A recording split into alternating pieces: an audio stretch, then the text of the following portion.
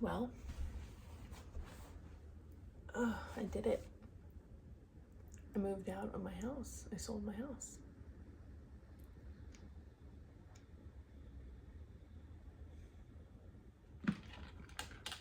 Yeah, I've been house sitting and it's been such a huge blessing. I am way closer to town, or people. I'm closer to people. My gas bill has been cut in like more than half. Oh, I can't use my external microphone because I'm charging my phone. That's okay. It's been nice and it's been challenging because, you know, our nervous systems like consistency. Oh goodness, porcini. And the houses come with pets. That's a part of my job. I'm a professional pet sitter, house sitter, but I don't get paid for it. It's just an exchange, which is really nice, actually. Yeah, it's been interesting for my nervous system to navigate, you know, all the change.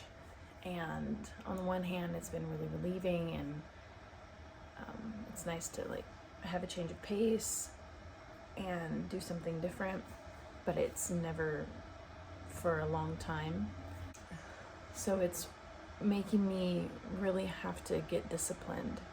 And, you know, when you change and you grow,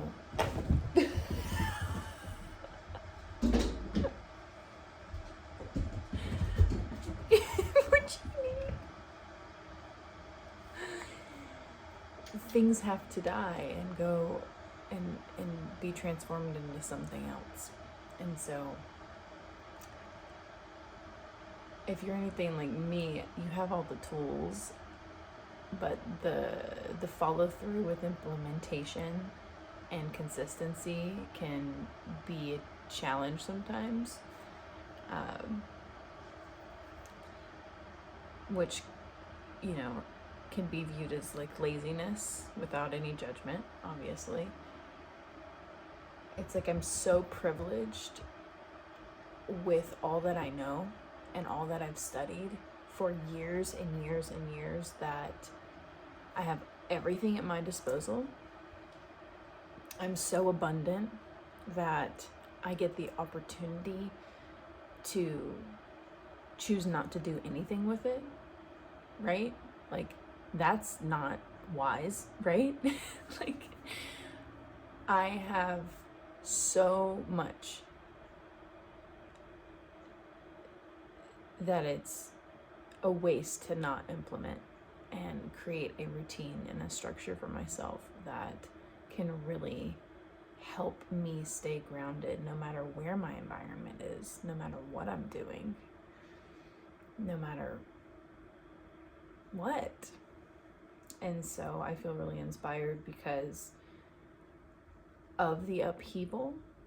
It's been such a gift, actually, because there's been so much brain fog and so much, you know, I wouldn't say instability emotionally. It's more of just like, because I'm so exposed, I get to watch the waves and what triggers what and what time of day triggers something, and to kind of be able to see the hydra for what it is and cut all of its heads off and find the source of what is really triggering all of it, because there's always a source.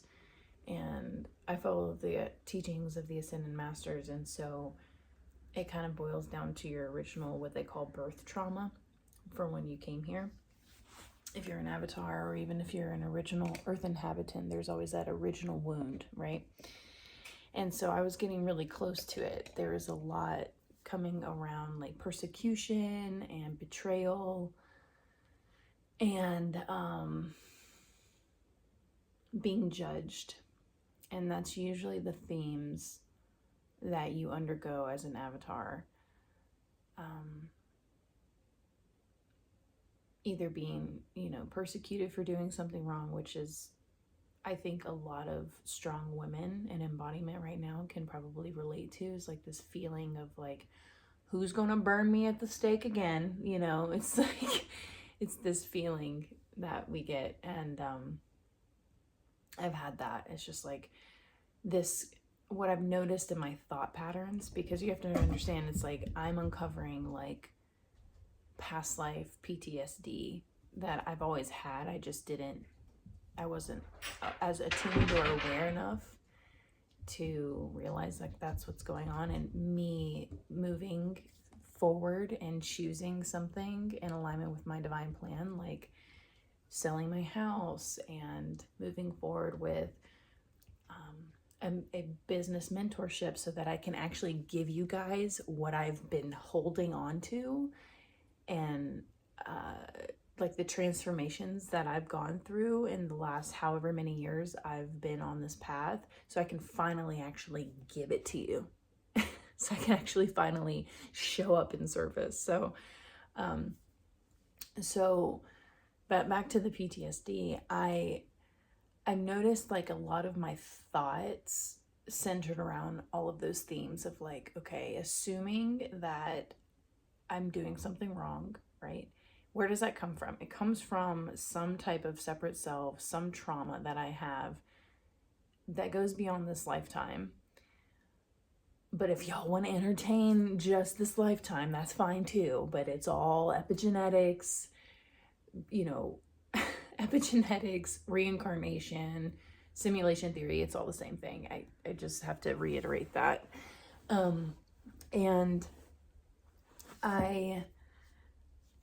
So there's these themes of like, something's wrong with me.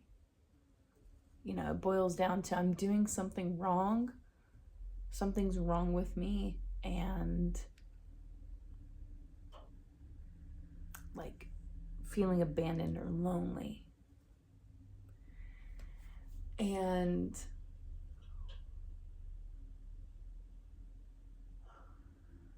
I can see that these are just scripts, right? These are just scripts that are running in my head. They don't have any base to reality. And I think that's just kind of like the process of healing, is that you just keep calling out the illusion for what it is. And you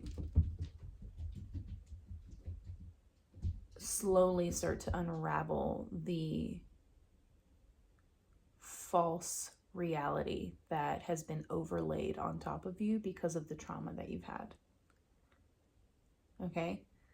You start calling out the scripts, you start calling out the narratives for what they are, and slowly over time they stop having any type of hold over you and your mind, and they eventually fall away. Especially if you keep at it, like, and you don't entertain, like, I mean, for me, this has like been a part of my identity, and anything at the identity level, it's a huge top-down effect. It's a pyramid crescendoing of change that starts to happen and unravel, because when you question your identity that you've been holding on to, an identity that who you've been and what that means, it affects how you think, it affects your emotions, and it affects your physical body. And so what I've been noticing is that I've been challenging so much that in so many false narratives and false beliefs and identities of who I've been, there's been so much brain fog, there's been so much like physical resistance, like body aches and pains, and you just have to keep at it, because like, what's that quote in the Bible? It's like, get thee behind me, Satan. I'm not saying like what I'm experiencing is that, but when you persevere and you move forward and trust your inner compass of your divine plan, there is going to be resistance and pushback. And like, for example, yesterday, like trying to buy the rest of my mentorship because I put a down payment and I'm like actually doing it. Like I'm taking basically half the money that I got from this house, which is not a lot. I don't, I lived in a shed basically that was converted into a house, and it was a steal both ways. Like we both got a good deal for the house, and she already gave me a down payment and I already spent that, and it was like a 20% down payment. And so like the rest of it was she gave me the rest of it. And I'm basically spending half of that on this program because it's time. It's a program that is literally step by step by step by step by step by step by step, guaranteed to help me get my business off the ground, for me to be able to deliver this program, to figure out what it is that I'm actually here to give you guys. And at least phase one, because there's so much I have to give, and I've just been holding it, not intentionally trying to hold it, but like I really just didn't. Again, it was like stuff to do with my identity. I just really didn't trust what I had to offer. I didn't trust myself because of how much I had believed that something was wrong with me, that if I do offer anything, it's going to destroy the human race or something. Like, it's not that dramatic, but like there's been a past life that I've uncovered where I was made to believe that I had done something so bad that I should just go hide away and never try to help or be myself. I just shouldn't be myself. I shouldn't be here. That's been the projection nonstop, is like that I just shouldn't be here. And that has manifested as like suicidal ideation or wanting to disappear and abandon my life. And thankfully, I haven't really thought like that in a while, like in a long time. But there was a time where I was like, oh, I must be doing something right, because wow, the forces of darkness really want to make me believe whatever it is they're putting in my head. Cool. I'm going to keep going, and I'm going to be more responsible by invoking more light and protection and know that that it's just not true. I think that is the programming. It's like we assume with these false teachings with Christianity that we are just innately sinners and that something's wrong with us. And I think that's one of the original wounds for so many of us. It's like that programming of like, no, you're a sinner. You're wrong. Your existence is wrong. And I'm here to tell you that's some bullshit. That is the most evil bullshit that can be told to anybody and made for anyone to believe. And I really love Michelle Obama. I was watching a podcast from her recently on the Diary of a CEO. And then again, she had another one on Lewis Howes' School of Greatness podcast. And I've been watching a lot of her content, at least a week or so ago. And that's something that she kind of like pulled out of the bag really intently. And she was just like, anybody that tries to tell you that you don't belong, it's a scam. It's not true. You belong. And her story around that is really compelling and profound because, you know, she grew up in a time in history where there was so much prejudiceness towards Black people, especially in the education field. And so she was raised in a household where that just didn't exist. Her parents really loved the hell out of her and her brother, and just they were raised in a household where their voice mattered, their opinion mattered, and they were just, it was a very egalitarian or democratic household in terms of like the way that their opinions mattered, you know. And she was a very capable, bright, intelligent woman. And the time came for her to apply to these Ivy League schools, and, you know, her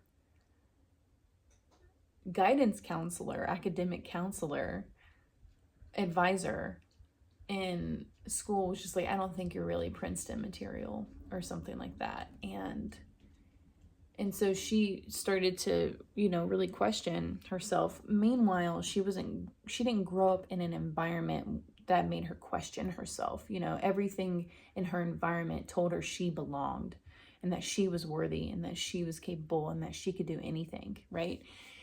And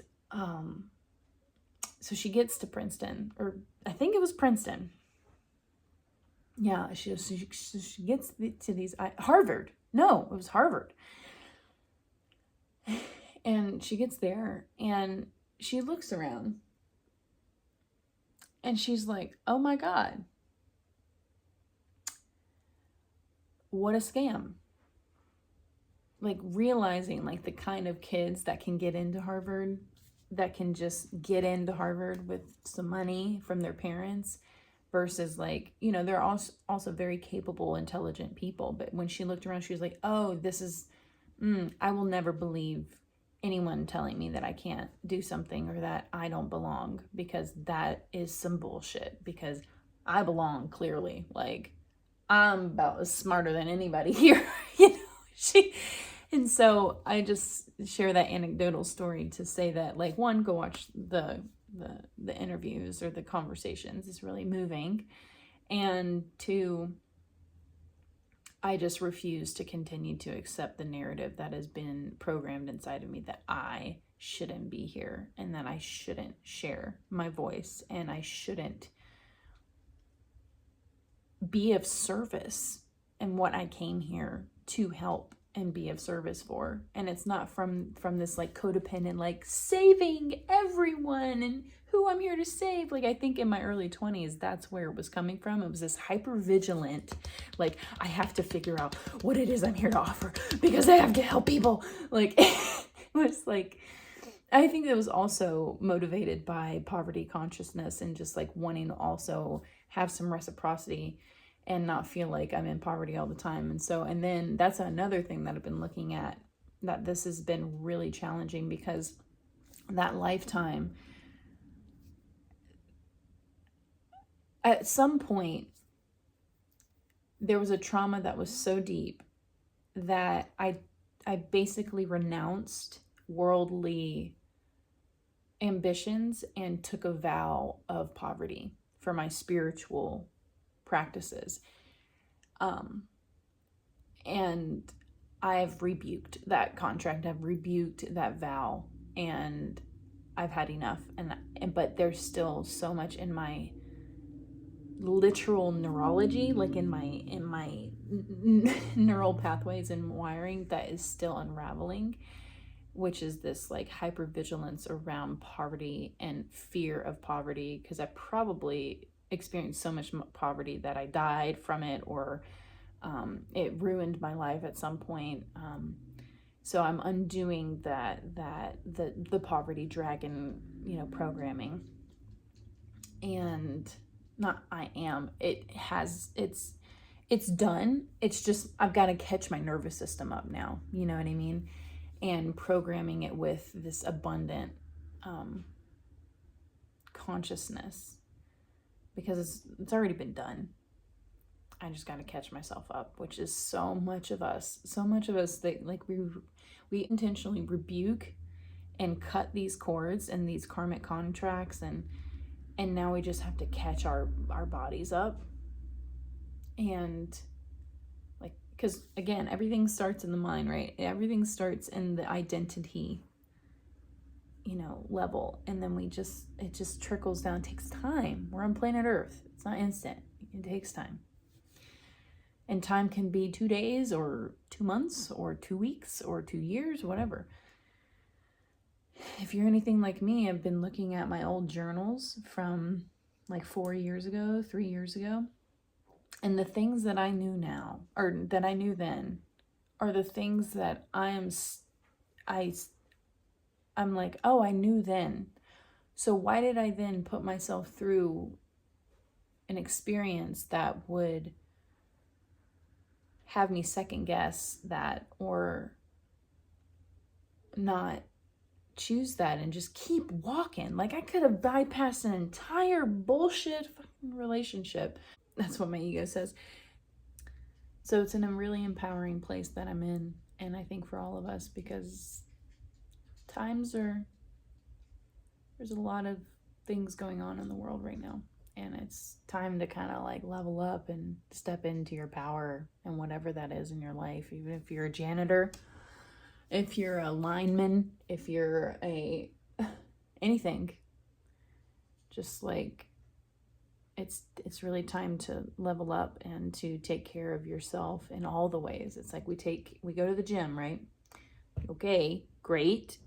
We need to be also like going to the gym for our mind and our emotional reality, and especially calling in spiritual protection.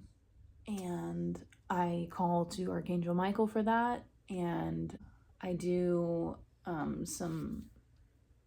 I think they're called technically, so they're the Dhyani Buddhas you call to. And so I'll just show you right now. I got this freaking drum, first of all, at a thrift store down the street. I walked in. I had a dream about a drum. Or it was really I was awake. So I had like this unconscious like daydream about a drum. Then I thought it was smaller because my son has one. But then I walked in to the store and I saw this. This is like an 18-inch, 16-inch drum. It's huge. Look at this. Can you hear that?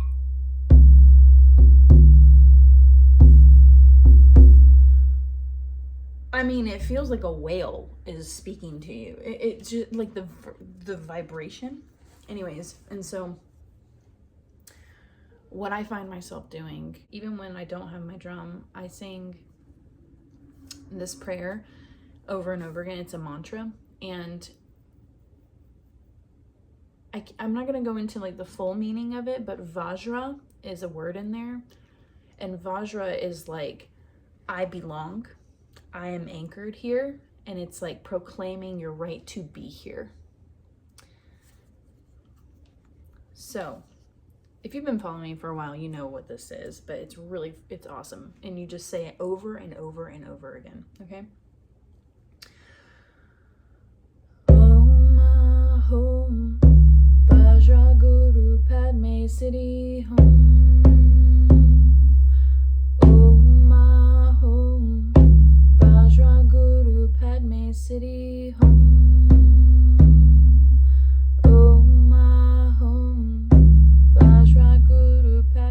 Siddhi Hum.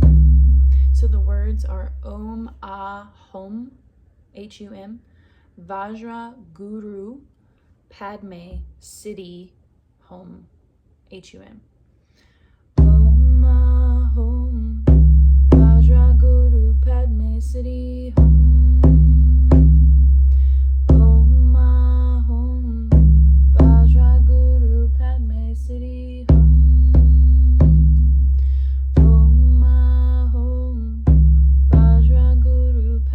Siddhi Hum. Om Ahom Vajra Guru Padme Siddhi Hum.